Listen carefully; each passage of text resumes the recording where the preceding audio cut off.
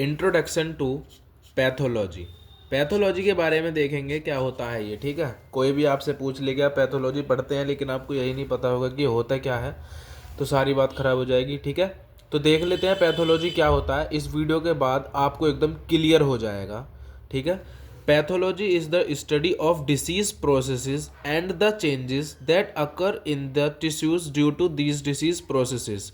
जो हमारी बॉडी में कोई डिसीज हो गई है, ठीक है, उसकी स्टडी करना, उसकी जो प्रोसेसेस हैं, डिसीज कैसे प्रोसेस कर रही है हमारी बॉडी में, उसकी स्टडी करना, उसमें क्या, उसकी वजह से जो हमारी बॉडी टिश्यूज हैं उनमें क्या चेंजेस होते हैं, जो डिसीज प्रोसेसेस हैं उनकी वजह से हमारे बॉडी के टिश्यूज में क्या चेंजेस होते हैं, इन सब की स्टडी पैथोलॉजी में की जाती है, ठीक है।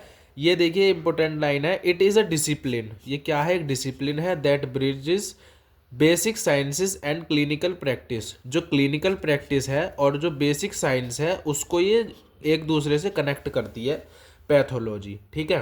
Pathology involves the study of gross as well as microscopic changes that occur in cells, tissues and organs due to diseases, ठीक है।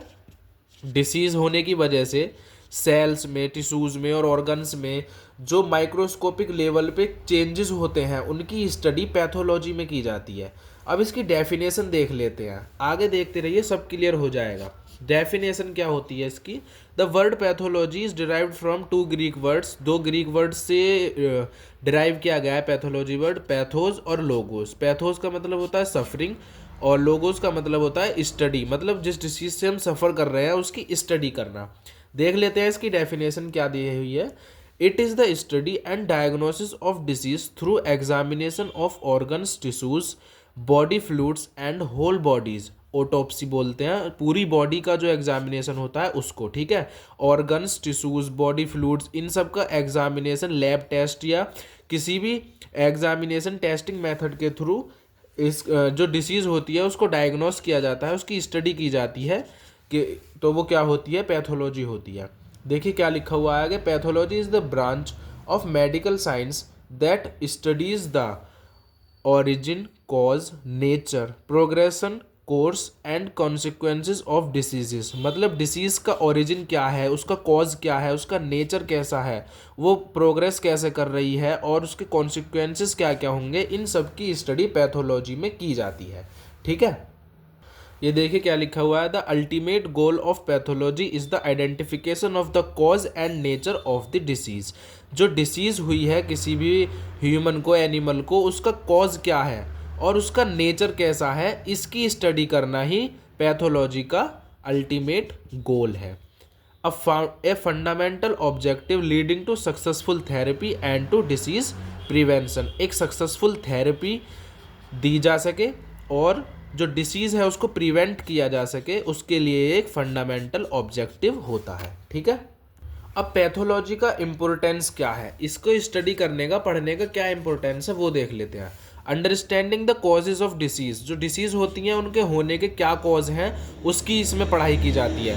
Knowledge about progression of disease. जो कोई डिसीज़ है वो कैसे प्रोग्रेस करती है उसकी इसमें नॉलेज मिलती है। Early and effective diagnosis of disorders. कोई डिसऑर्डर हुआ है उसको जल्दी से डायग्नोस कर सकते हैं पैथोलॉजी के through. Prevention of disease conditions. जो डिसीज़ हो जाती हैं उनको प्रिवेंट किया जा सकता है पैथोलॉजी के through. Helps in effective management and care of patients. जो पेशेंट्स होते हैं उनकी इफेक्टिव मैनेजमेंट, उनको इफेक्टिव मैनेजमेंट किया जाता है और उनकी जो केयर है वो अच्छी तरह से उनको प्रोवाइड की जा सकती है। अब सब डिविजन्स देख लेते हैं पैथोलॉजी की, ठीक है। There are various branches of pathology such as human pathology, ठीक है, हमें ह्यूमन पैथोलॉजी ही पढ़नी है। प्लांट पैथोलॉजी भी होती है, वेटेरिनरी पैथोलॉजी भी होती है, पोल्ट्री पैथोलॉजी होती है, एक्सेट्रा। मतलब बहुत सारी इसकी ब्रांचेस होती हैं, लेकिन ह्यूमन पैथोलॉजी जो है ये लार्जेस्ट पार्ट है और हमें इसी की स्टडी करनी है, ठीक है। Human pathology being the largest part is further categorised into the following, ठीक है। मेनली टू पार्ट्स में डिवाइड होता है, जनरल पैथोलॉजी और सिस्टमिक पैथोलॉजी। तो देख लेते हैं क्या होते हैं। पहले देख लेते हैं जनरल पैथोलॉजी, ठीक है। जनरल पैथोलॉजी देख लेते हैं, इसको इन्वेस्टिगेटिव पैथोलॉजी या एक्सपेरिमेंटल पैथोलॉजी भी बोलते हैं। नाम से ही क्लियर है, ठीक है, इसे थ्योरेटिकल भी बोलते हैं। It is a broad scientific field which seeks to understand the mechanisms of injury to cells and tissues as well as the body's response to injury. किसी इंजरी, किसी डिसीज की वजह से जो बॉडी की सेल्स हैं, टिश्यूज हैं, उनमें जो चेंजेस होते हैं उनकी स्टडी की जाती है जनरल पैथोलॉजी में. इसको इन्वेस्टिगेटिव या एक्सपेरिमेंटल या थियोरेटिकल पैथोलॉजी भी बोलते हैं. ठीक है, आप डेफिनेशन एक दो बार पढ़िए, क्लियर हो जाएगा. एकदम इजी डेफिनेशन आपको प्रोवाइड की गई है. सिस्टमिक पैथोलॉजी होती है. ठीक है, नेक्स्ट है systemic pathology, the study of specific organ systems diseases. किसी पूरे के पूरे ऑर्गन सिस्टम को कोई डिसीज हो जाती है, उसकी स्टडी करना सिस्टमिक पैथोलॉजी कहलाता है. जैसे रेस्पिरेटरी सिस्टम से रिलेटेड कोई डिसीज हो गई है, कार्डियोवैस्कुलर सिस्टम से रिलेटेड जो पूरे के पूरे एक ऑर्गन सिस्टम को अफेक्ट करता है, तो उसको बोलते हैं सिस्टेमिक पैथोलॉजी.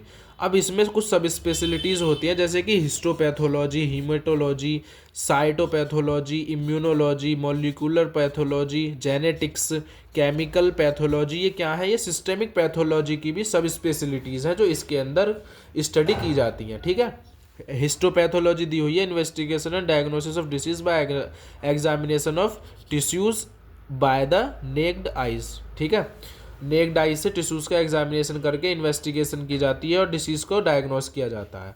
ये होती है हिस्टोपैथोलॉजी. ठीक है, तो अब इस वीडियो के बाद अब किसी को भी समझाने में भी एबल है कि पैथोलॉजी क्या होती है, उसकी इम्पोर्टेंस क्या है और उसकी सब डिविजन्स क्या है. ठीक है, थैंक यू.